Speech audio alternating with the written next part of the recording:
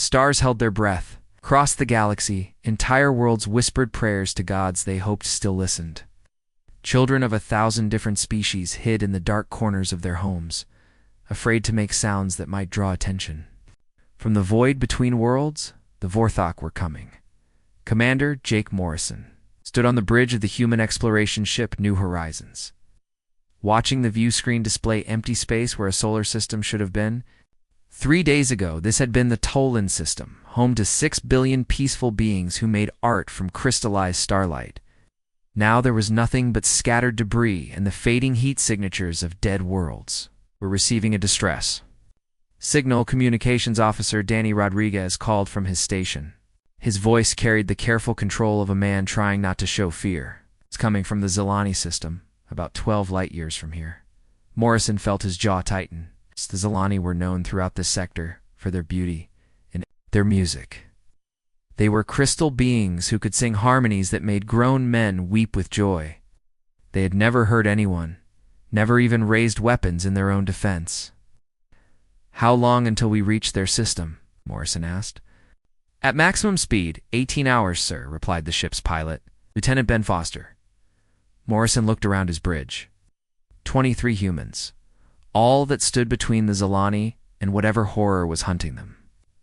It should have felt hopeless. Instead, Morrison felt something cold and sharp settle in his chest, something his ancestors might have recognized. It was the feeling a wolf got when something threatened its pack. Set course for Zelani space. Maximum speed. The New Horizons jumped too faster than light travel, leaving behind the graveyard that had once been the Tolan system. In the ship's medical bay, Dr. Lisa Harper checked her equipment one more time. She had been studying alien biology for 15 years, but she had never seen the aftermath of a Vorthok attack. The reports made her stomach turn. The Vorthok hegemony had been expanding through the galaxy for 3 centuries. They were insects the size of small buildings, with mandibles that could cut through steel and acid that dissolved bone. But their size was not what made them terrifying. What made them monsters was their intelligence and their absolute lack of mercy. They did not simply conquer worlds, they consumed them. Every living thing became food or building material for their bioships. Every mind was harvested for information before being destroyed. Every culture, every song, every story told by firelight was eaten and forgotten. 40-7 civilizations had fallen to the Vorthok in the past 10 years alone. Each had been older, wiser, and more advanced than humanity, which had possessed weapons that could crack moons and shields that could stop supernovas. None of it had mattered. The galaxy had learned to be afraid. 18 hours later, the New Horizons dropped out of faster-than-light travel at the edge of Zelani space. What Morrison saw on the view screen made him close his eyes and count to 10 in 3 different languages. The Zelani homeworld was still there, but it was dying. Massive organic ships, each one the size of a city, clung to the planet's surface. Like parasites, they were bioships, grown rather than built, and they were feeding.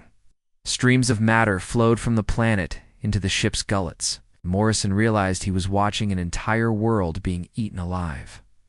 "Sir, I'm detecting life signs in the planet's crust," Dr. Harper reported from the science station. "Deep underground, maybe 3 kilometers down. It looks like a few 100,000 Zelani are hiding in cave systems. Can you get a message to them?" "I think so." "The Zelani communicate through harmonic vibrations. I can modify our communication. Array to match their frequency." Morrison nodded. "Do it." It took Dr. Harper 20 minutes to establish contact, when she finally connected with the survivors. The sound that came through the ship's speakers made several crew members wipe their eyes. It was the sound of crystal beings weeping, a low harmonic wail that spoke of loss beyond words. "This is Dr. Lisa Harper of the human ship New Horizons," she said through the translation matrix. "We received your distress signal. We're here to help." The weeping stopped. For a long moment, there was only silence. Then a voice came through. The speaker's old and tired and broken.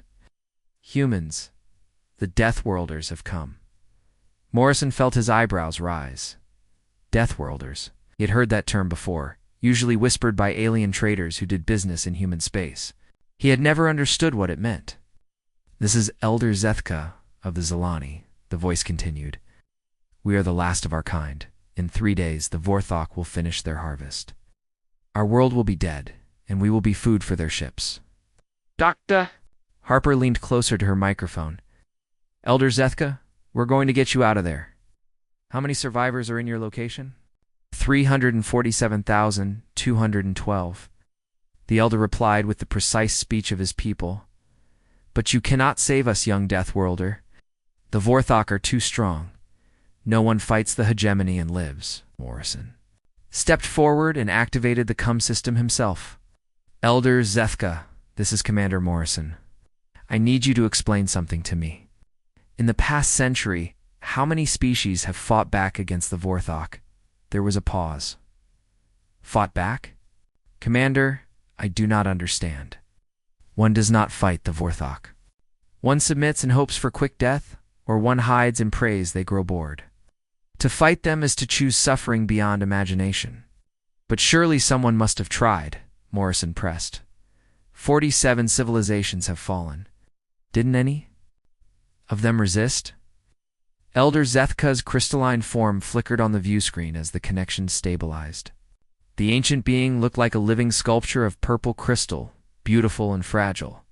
Right now, he looked broken. "The Cathani tried to fight," the elder said slowly.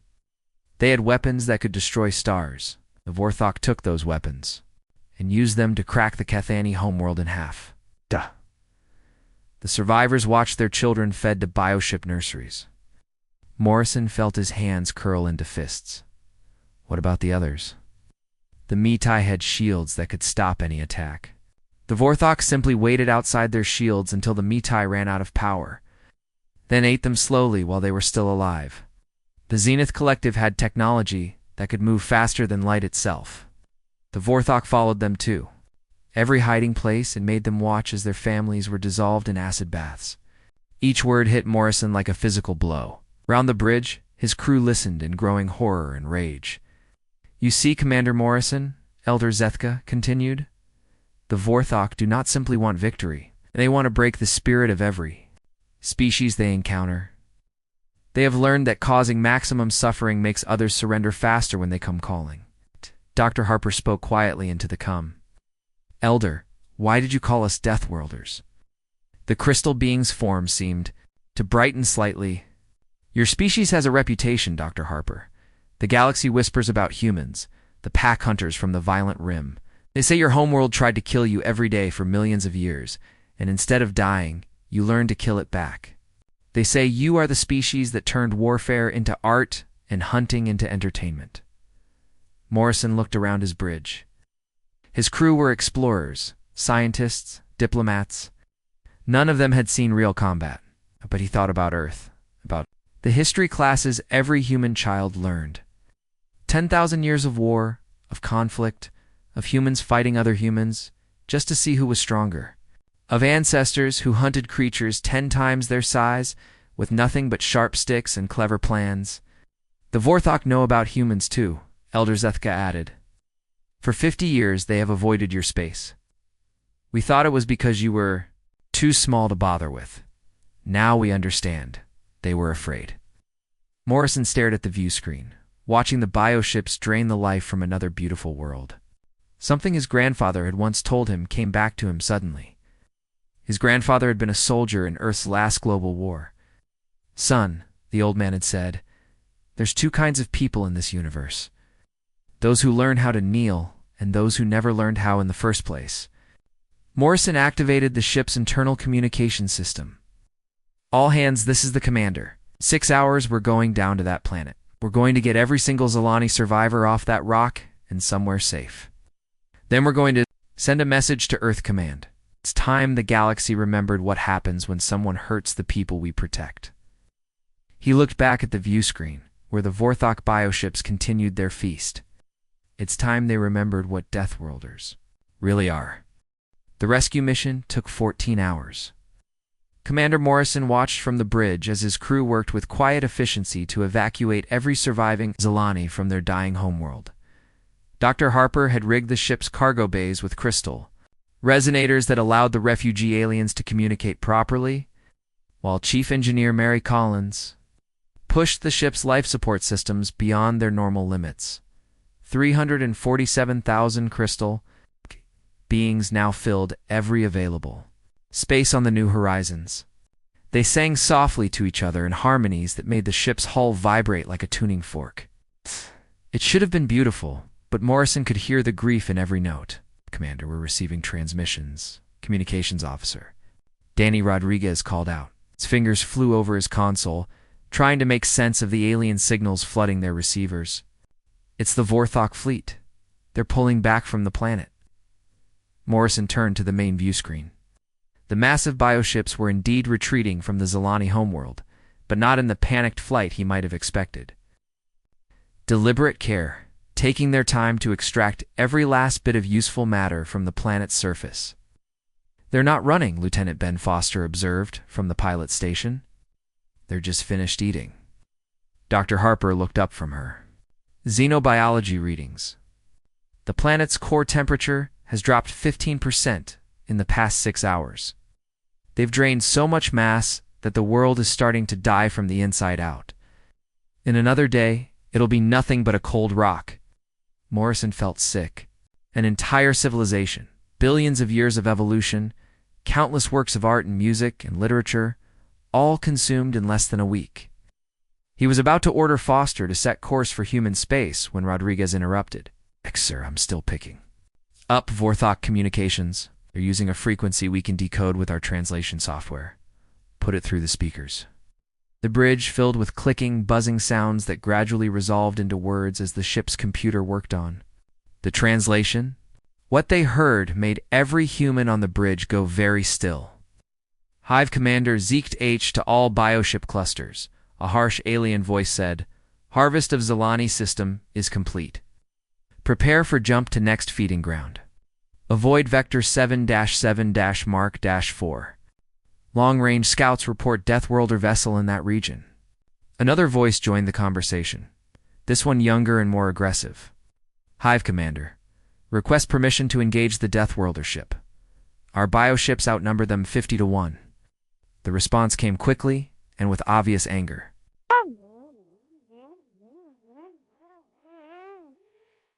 Subcommander, Vextal, you will maintain minimum safe distance from any Deathworlder vessel. That is a direct order from the Hegemony Council. Any commander who engages the pack hunters without explicit authorization will be fed to the nursery pods. Morrison exchanged glances with his crew. Pack hunters, minimum safe distance? Rodriguez was already working on his console. Sir, I'm pulling up more of their communications from the past few hours. The computer's been recording everything. For the next 20 minutes, they listened to dozens of Vorthok transmissions. What they learned changed everything Morrison thought he knew about humanity's place in the galaxy. The Vorthok had detailed files on human military capabilities dating back 50 years.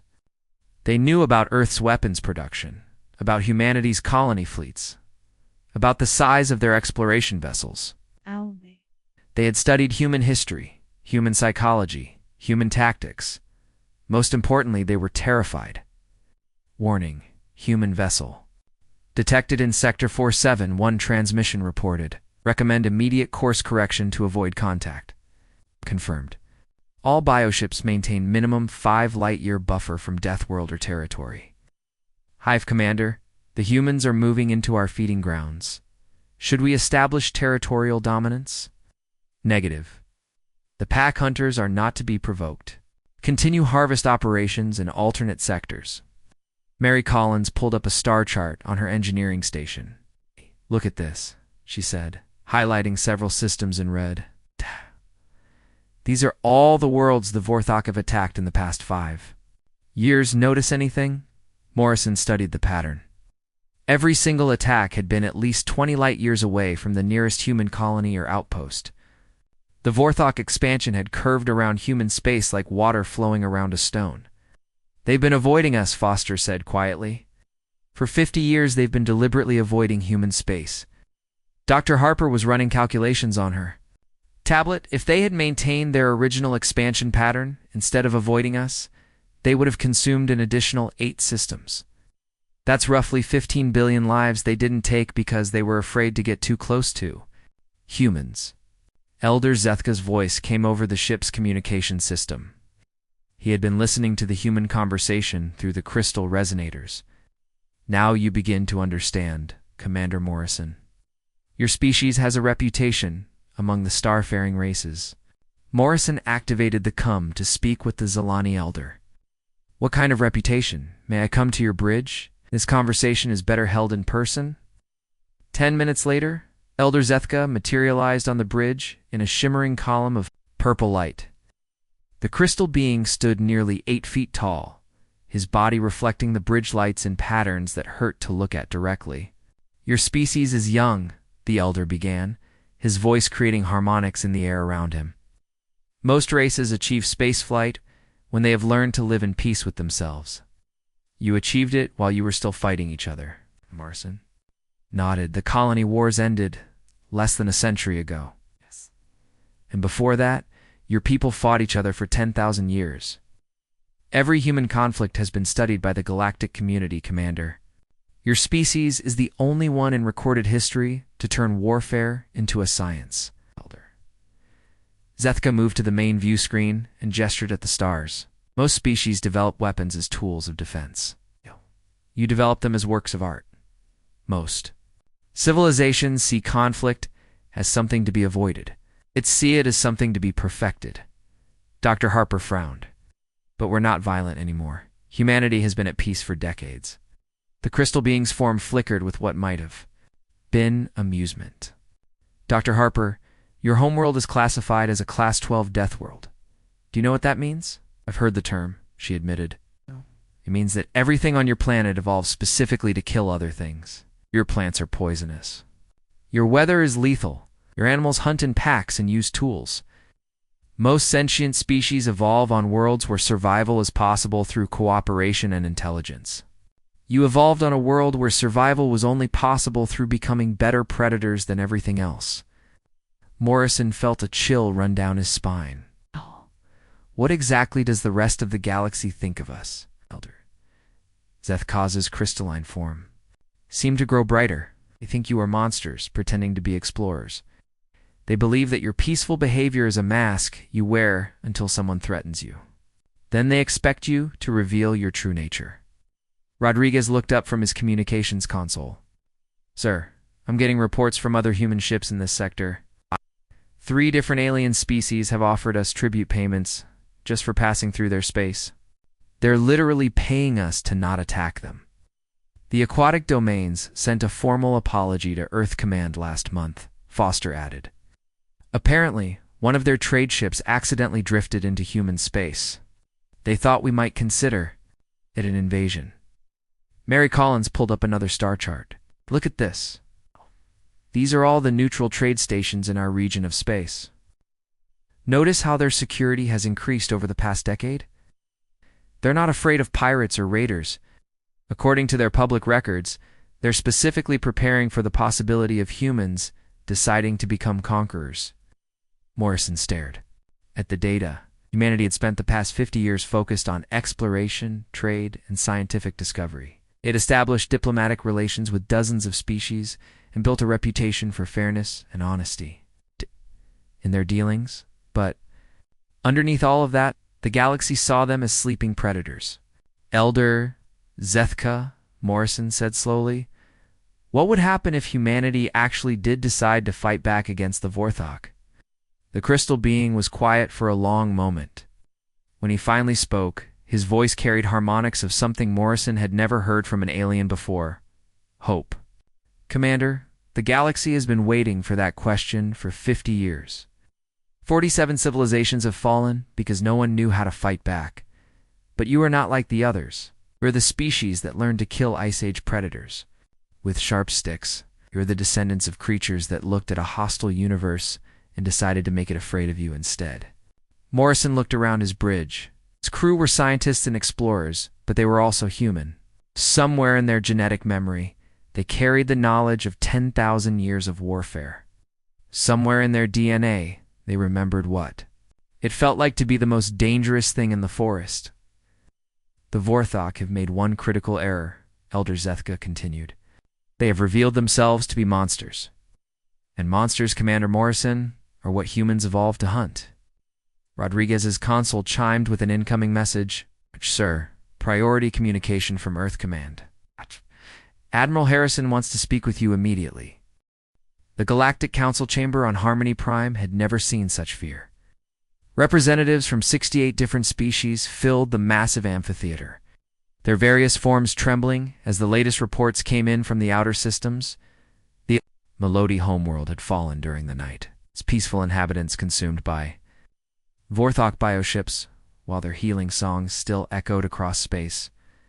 Ambassador Kate Sullivan sat quietly in the human delegation section, watching beings that had ruled star empires for thousands of years reduce themselves to panic and despair. The Aquatic Domains delegation had turned their water tanks murky with stress chemicals. The ethereal collective flickered in and out of visible spectrum as their emotional control failed them. Even the ancient crystalline assembly, being so old they remembered the formation of the galaxy's spiral arms, sung funeral dirges for civilizations not yet born. Counselor Vex Prime of the Aquatic Domains rose from his water tank, his translator crackling with static as his emotional state interfered with the technology. Fellow beings, he gurgled, we must face the reality of our situation. The Vorthok hegemony has conquered 47 civilizations in 10 years. Their bioships grow stronger with each world they consume. Resistance is no longer possible. A chorus of agreement rippled through the chamber in a dozen different languages. The ethereal collective's representative materialized just long enough to speak. The time for individual survival has come. Perhaps if we surrender now, some of our people might be allowed to live as servants. Ambassador Sullivan watched the debate with growing disgust. These were the same species that had built wonders spanning star systems. The Aquatic Domains had created underwater cities that could survive the death of suns. Crystalline assembly had turned entire moons into living computers. The ethereal collective existed partially outside normal space-time, making them nearly impossible to harm, and they were all preparing to kneel. High Counselor Zethaner of the peaceful assembly called for order with a harmonic tone that cut through the babble of frightened voices. The ancient being's crystalline form reflected the chamber's lights as he spoke. We have received formal communication from Hive Commander Zeke Taich of the Vorthok hegemony. He offers terms. The chamber fell silent, except for the sound of various species breathing, filtering, or processing whatever they used for air. The hegemony will accept total surrender from all galactic civilizations, Zethaner continued. In exchange, they promise to preserve 10% of each species for use as specialized workers. The remaining populations will be processed for bioship construction and nourishment. Counselor Vexprim's water tank bubbled with agitation. 10% survival rate? That is more generous than we had hoped. The Kithani received no such offer. The Mitai were completely consumed, added the representative from the nomadic traders. Even their children were fed to the nursery pods. 10% is a gift. Ambassador Sullivan felt her hands clench into fists. Around her, representatives of galactic civilization discussed the systematic murder of their own species, as if they were negotiating trade agreements. She thought about the Zelani refugees aboard the New Horizons, the survivors of a people whose only crime had been creating beautiful music. The terms are acceptable, declared the Synthetic Intelligence Collective, their mechanical voice echoing through the chamber. We will begin preparation of our surrender immediately. Agreed, said the Plant-Based Confederation. Resistance serves no purpose except to anger our new masters. One by one, the great civilizations of the galaxy voted to surrender everything. They had built everything they had learned, everything they were. 67 species chose survival through submission. Then Ambassador Sullivan stood up. The chamber fell silent. Every eye, sensor, and perception organ focused on the small human, a female who had dared to move during the final vote. No, she said simply. The word carried clearly through the chamber's perfect acoustics. For a moment, nobody seemed to understand what they had heard. Counselor Vex Prime bubbled in confusion. Ambassador Sullivan, perhaps your translation matrix is malfunctioning. We are conducting the final surrender vote. Sullivan walked slowly toward the center of the great chamber, her boots echoing in the sudden silence. Behind her, the massive viewing screen showed footage of Vorthok bioships consuming another world, their organic holes pulsing with stolen life. I heard you perfectly, Counselor, she said, her voice steady and clear. And my answer is no. Hi. Counselor Zethaner's crystalline form flickered with what might have been shock. Ambassador, with respect, your species is young. You have been spacefaring for less than 2 centuries. Do not understand the full scope of the hegemony's power. Sullivan Reached the center of the chamber and turned to face the assembled representatives. Above her, the amphitheater rose in terraced circles, filled with beings whose civilizations were older than human recorded history. You're absolutely right, she said. Humanity is young. We've only been in space for a few centuries. We haven't built empires that span thousands of star systems, or achieved the technological marvels that many of you have. She paused, looking up at the faces staring down at her. Some showed curiosity, others showed pity for what they assumed was naive idealism. But we have done something that none of you have accomplished in 300 years of Vorthok expansion. Her voice began to harden. We've never learned how to kneel. The silence stretched like a held breath. In the viewing galleries, news crews from across the galaxy focused their recording equipment on the human ambassador, who had just declared defiance against an unstoppable enemy. The Vorthok think they understand fear? Sullivan continued. Think they comprehend violence? For 3 centuries, they've conquered gardeners and poets, mathematicians and philosophers, artists and healers and dreamers. She took one deliberate step forward, and somehow that single movement seemed to echo through the vast chamber. They haven't conquered anyone who fought back. Counselor Vexprum's water tank bubbled frantically. Ambassador Sullivan, the Kethany, fought back. They had weapons that could destroy stars. The Vorthok turned those same weapons against them and cracked their homeworld in half.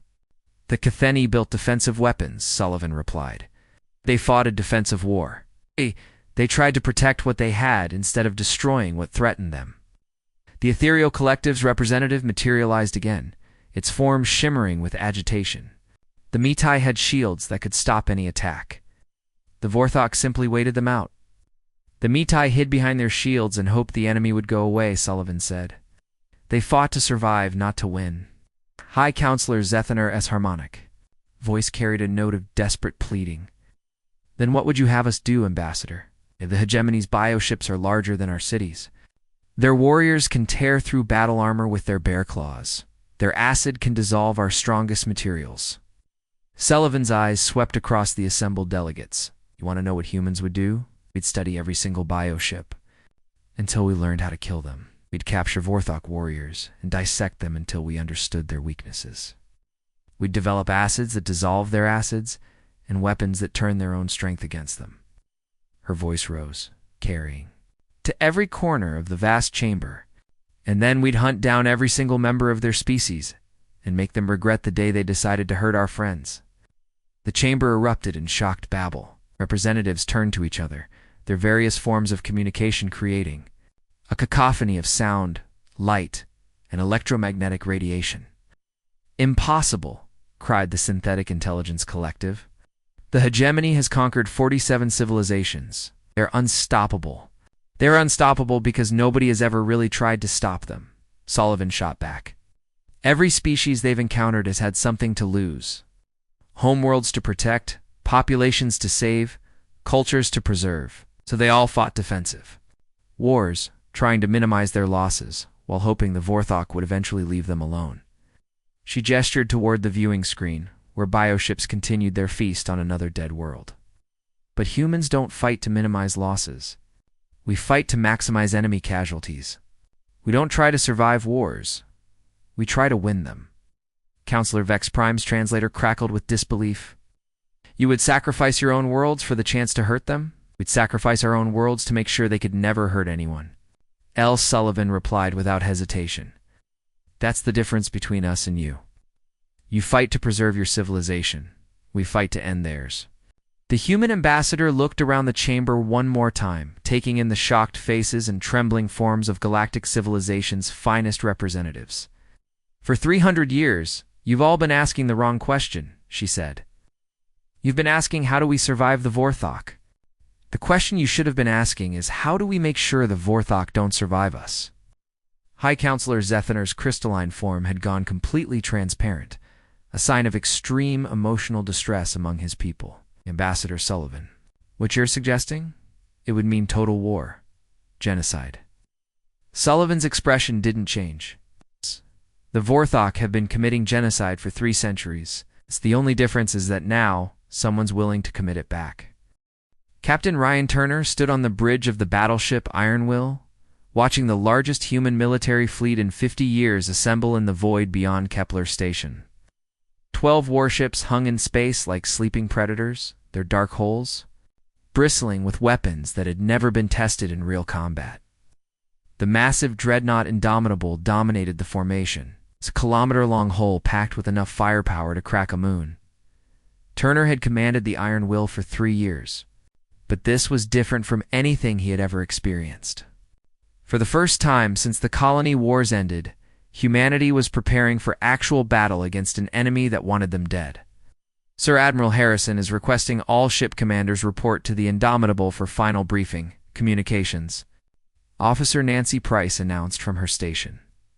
Turner nodded to his second-in-command and took a shuttle to the flagship. The Indomitable's main briefing room was packed with humans who had spent their careers exploring space and studying alien cultures, how they were preparing to destroy both. Admiral Steve Harrison stood at the front of the room, his weathered face showing the strain of the past week. Behind him, tactical displays showed Vorthok fleet movements across 3 dozen star systems. "Ladies and gentlemen," Harrison began, 6 hours ago, "we received word that the Galactic Council has officially surrendered to the Vorthok hegemony. Every species except humanity has agreed to submit to processing." A murmur ran through the assembled officers. Turner felt his jaw tighten. Processing. Such a clean word for systematic murder. "Earth Command has given us authorization for Operation Payback," the Admiral continued. "Our mission is simple: find the largest Vorthok fleet we can handle and destroy it completely. No survivors, no prisoners, no mercy." Colonel Amy Watson, commander of the fleet's Marine contingent, raised her hand. "Sir, what about the other species? Are we fighting to save them or to avenge them?" Harrison's expression grew hard. "Right now, Colonel, we're fighting to send a message. The Vorthok have spent 3 centuries believing that all sapient species are prey. It's time they learned what happens when prey evolves into predators." Chief Weapons Officer Carl Mitchell pulled up a display of Vorthok bioship designs. "Admiral, we've analyzed the combat footage from their previous conquests. Their ships are organic, which means they can heal from damage. Oh, but they also bleed." "Explain," Harrison ordered. Mitchell highlighted several sections of a typical Vorthok bioship. "Living tissue has advantages, but it also has weaknesses. They feel pain. It can be poisoned. They need food and oxygen and rest. Most importantly, they die when you hurt them enough." Turner studied the alien vessel designs. The bioships looked like nightmares given physical form, all teeth and claws and acid-dripping orifices. But Mitchell was right. They were animals, not machines. And humans had been killing animals for millions of years. "What's our target?" asked Captain Lisa Brooks of the rescue ship, Mercy's Hand. Admiral Harrison changed the display to show a star system 20 light-years away.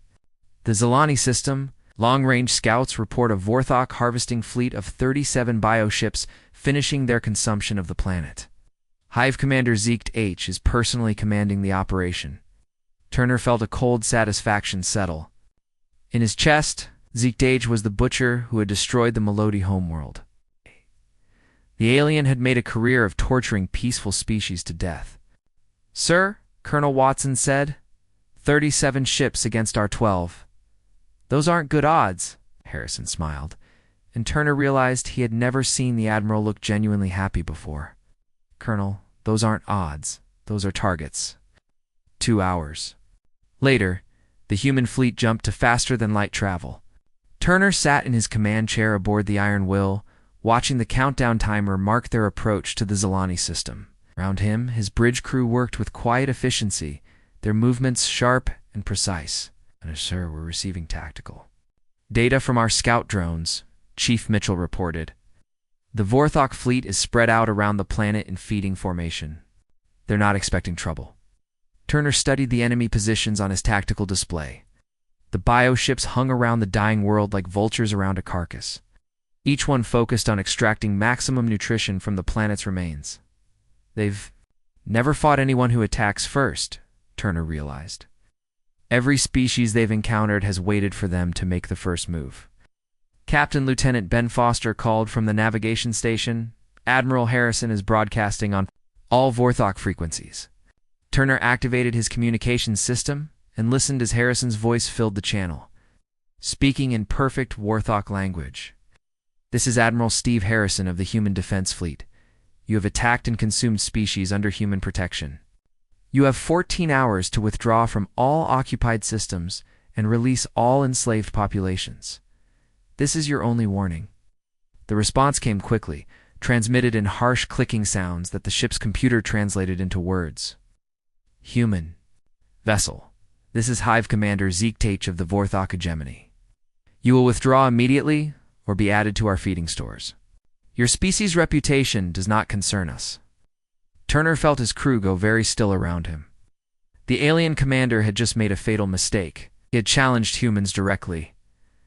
Admiral Harrison's voice came back over the channel, and Turner could hear the smile in it. "Hive Commander Zeke, thank you for confirming your identity. All human vessels, you are authorized to engage. Show them what Deathworlders really are." The human fleet dropped out of faster-than-light travel at the edge of the Zelani system. Turner watched his tactical display light up with enemy contacts as the Vorthok bioships detected their arrival. 37 confirmed hostiles, Mitchell reported. "They're moving to intercept us." "They're forming up in attack formation," Foster added. "Looks like they're planning to overwhelm us with numbers." Turner studied the enemy approach pattern. Vorthok were spreading out to surround the human fleet, probably planning to attack from all directions at once. It was a tactic that had worked against every other species they had encountered, but other species had tried to survive Vorthok attacks. Humans were planning to win. "All ships, this is Admiral Harrison. Execute Battle Plan Alpha. Show them what happens when they threaten the pack." Turner felt something cold and sharp settle in his chest as he gave his orders. "Helm, maximum acceleration toward the enemy fleet. Weapons, target the largest bioship and prepare for close-range engagement." The Iron Will leaped forward like a hunting animal, its engines pushing the ship to speeds that would have been considered reckless in peacetime. Around them, the rest of the human fleet did the same, charging directly at an enemy that outnumbered them 3-1. "Sir, the Vorthok fleet is breaking formation," Foster reported with surprise. "They're not expecting us to attack them head-on." Turner watched the enemy ships scatter as the human fleet bore down on them. For 3 centuries, the Vorthok had fought prey animals that ran away or hid behind defenses. They had never encountered predators that charged straight at them. "Target acquired," Mitchell announced, firing all weapons. The Iron Will's main guns opened fire, sending streams of kinetic projectiles and energy beams into the largest bioship. The alien vessel's organic hull rippled and tore under the assault. Green fluid sprang into space as the creature writhed in pain. "Direct hit," Mitchell reported with satisfaction. Help me. "The target is bleeding heavily." On the tactical display, Turner watched the rest of the human fleet engage the Vorthok ships. The Indomitable's massive weapons tore through bioship hulls like tissue paper, while the smaller vessels darted between the enemy ships like wolves attacking a herd. "Captain, we're receiving distress calls from the Vorthok fleet," Price reported. "They're requesting immediate retreat authorization from their home fleet." Turner felt his lips curve into something that had nothing to do with humor. Deny them. The battle raged for 2 hours. Turner watched as human ships methodically destroyed one bioship after another, their crews working with the precise efficiency of born killers. The Vorthok ships tried to fight back, But their weapons were designed for overwhelming defenseless targets, not for trading blows with dedicated warships. "Sir, the enemy flagship is trying to retreat," Mitchell reported. Turner looked at the tactical display. Hive Commander Zeke's bioship was indeed pulling back from the battle, its hull scarred and leaking alien blood into the void. "Pursuit course, maximum speed. The Iron will chase down the fleeing bioship like a wolf pursuing wounded prey." Turner's grandfather had taught him that the most dangerous moment in any hunt was when the prey realized it was going to die.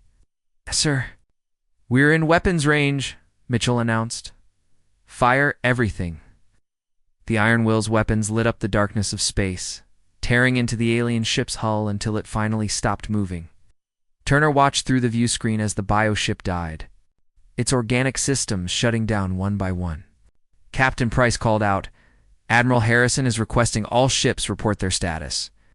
Turner opened the fleet communication channel. Iron Will reporting. "Primary target destroyed, crew unharmed, weapons systems fully operational." 1. The other ships reported in. 12 human vessels, all operational, all ready to continue the fight, on the tactical display. 37 Vorthok bioships had been reduced to floating debris. Captain Lisa Brooks stood in the cargo bay of the rescue ship Mercy's Hand, staring at something that would haunt her dreams for the rest of her life. The liberation of the Melody system had revealed the true horror of what the Vorthok hegemony had been doing to conquered species for 3 centuries. "Dr. Alex?" Carter knelt beside a transparent tank filled with blue fluid. Inside, a Melody child floated unconscious, tubes running from its small body to feeding systems that kept it alive while machines harvested its neural patterns. Around the cargo bay, dozens more tanks held the last survivors of a species whose healing songs had once brought peace to entire star systems. How many? Brooks asked quietly. Carter checked his tablet, his hands shaking with barely controlled rage. 43,000 Melody still alive in the processing centers. They've been kept conscious for weeks while the Vorthok extracted their musical abilities. Brooks felt something cold and sharp settle in her chest. The Melody were healers, teachers, artists. Their greatest joy had been helping other species overcome pain and suffering. The Vorthok had turned that gift into a source of endless torment. And the others. 600,000 Chthoni in forced labor camps, mining materials for bioship construction. 2 million Metai being used as living computers, their minds linked together to process Vorthok navigation data. Carter's voice cracked. "Captain, they're not just killing these species. They're torturing them to death for entertainment." Brooks activated her communication system. "All rescue teams, expedite evacuation procedures. I want every survivor off this station in the next 2 hours." She looked back at the tank holding the Melody child. The small being's face was peaceful, in unconsciousness, unaware of the nightmare it had been living through. Brooks made a decision that would echo across the galaxy. "Carter, transmit everything we've found here to Earth Command. Full documentation, complete medical records, video evidence of every torture device and processing center. Captain, some of this footage is ... It's hard to watch." "Send it all," Brooks said firmly. "The galaxy needs to see what we're really fighting against." 3 hours later, the footage reached Earth Command and was immediately distributed to every human colony, research station, and military outpost in human space. The reaction was swift and absolute. On Luna Station, Admiral Patricia Hayes watched the Melody liberation footage in her command center. Around her, the most senior officers in the Human Defense Force sat in stunned silence as the evidence of Vorthok cruelty played on the main screen. General Martinez, Hayes said quietly, "What's the status of our biological warfare research?" General Rodriguez Martinez pulled up a classified file on his tablet. "We've developed 3 different viruses that specifically target Vorthok neural clusters. Each one is designed to cause maximum suffering before death. Deploy them." "Ma'am." "Using biological weapons against sentient species violates 12 different treaties." Hayes turned to face the general, and he took an involuntary step backward at the expression in her eyes. General, those treaties were written to protect civilized species from each other. The Vorthok stopped being a civilized species the moment they decided to torture children for fun. She stood and walked to the main view screen, where images of rescued alien survivors still played. Authorize the use of any and all weapons necessary to completely eliminate the Vorthok hegemony. No survivors, no prisoners, no mercy. The order went out across human space within the hour. On factory worlds, production lines that had been building, exploration equipment were retooled to produce weapons of war. Research stations abandoned their scientific projects to focus on developing new ways to kill Vorthok bioships. Colony fleets converted to military formations, their civilian populations volunteering for combat roles. Admiral Jake Morrison, now commanding the Liberation Fleet in Zelani space, received his new orders while overseeing the evacuation of alien refugees. Elder Zethka stood beside him on the bridge of the New Horizons, watching human ships systematically dismantle every piece of Vorthok infrastructure in the system. Admiral, the crystal being said softly, your species has changed. Since we first met, there's something different in your eyes now. Morrison looked at the tactical display showing human forces hunting down the last Vorthok stragglers. We've seen what they really are, Elder. We thought they were conquerors. We didn't realize they were monsters. And what does that make you? Morrison was quiet for a long moment. The thing that kills monsters. Communication came in from Earth Command. General Hayes appeared on the main screen, her face showing the strain of coordinating humanity's largest military operation in decades. Admiral Morrison, new intelligence indicates a major Vorthok stronghold in the Terminus system. 300 bioships and approximately 50 million enslaved aliens from a dozen different species. Morrison felt his hands clench into fists. Orders, General? Destroy everything. Save who you can, but priority is complete elimination of all Vorthok forces. Elder Zethka's crystalline form flickered with what might have been concern. Admiral, 300 ships against your fleet of 20?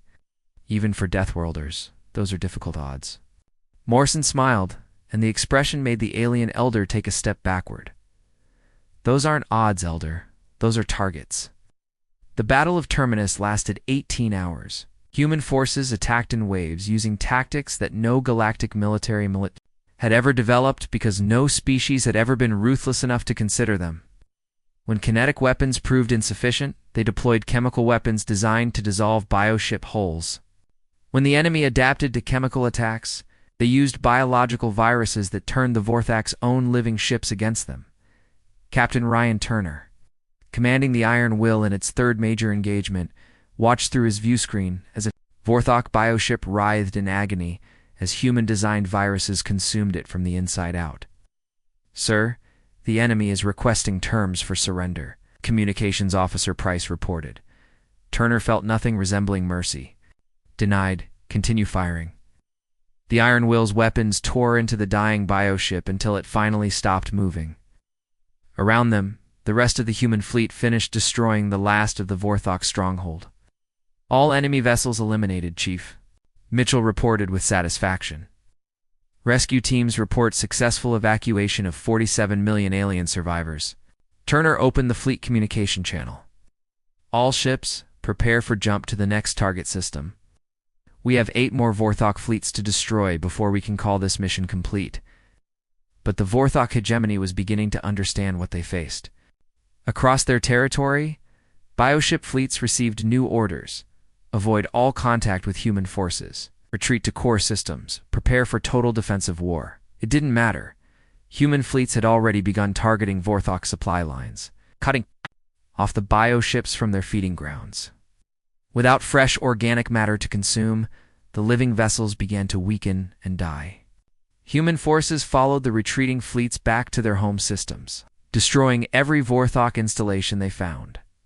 The galaxy watched in stunned silence as humanity did something that 3 centuries of Vorthok expansion had proven impossible. They made the hegemony afraid. Ambassador Kate Sullivan received reports of the human military campaign while attending emergency sessions of the Galactic Council. The same representatives who had voted to surrender now sat in shocked silence. As footage of human victories played on the chamber's viewing screens, how? Whispered High Counselor Zethanor. How are they winning? Sullivan looked around the chamber. At beings whose civilizations had ruled space for millennia? 'Cause you forgot something important about evolution, Counselor? Predators don't just kill their prey. They hunt it until it's extinct. The final battle came 3 months later. Admiral Harrison led a combined human fleet of 60 ships to the Vorthok homeworld, where the last survivors of the hegemony had gathered for a desperate final stand. The planet was a nightmare of organic architecture. Its surface covered with living cities that pulsed with alien heartbeats. Bioship construction facilities stretched across continents, their nursery pods containing millions of unborn Vorthok warriors. Admiral Colonel Watson reported from the Marine Assault Force, "We're detecting approximately 5 billion Vorthok on the surface. Military-age adults, civilian populations, and larvae in various stages of development." Harrison looked at the tactical display, showing the alien homeworld. Everything that had made the Vorthok a threat to galactic civilization was concentrated. On this one planet, all ships prepare for planetary bombardment, he ordered. Complete sterilization of the surface. Sir, Captain Brooks interrupted, there might be alien prisoners down there. Species they've captured, but haven't processed yet. Harrison was quiet for a moment, weighing the lives of potential prisoners against the certainty that any surviving Vorthok would eventually return to their campaign of galactic conquest. Scan for non-Vorthok life signs. If we detect prisoners, we extract them first. But nothing leaves this system alive if it has Vorthok DNA. The bombardment lasted 6 hours. When it was over, the Vorthok homeworld was a sterile ball of molten rock, its organic cities reduced to ash and its bioship nurseries destroyed completely.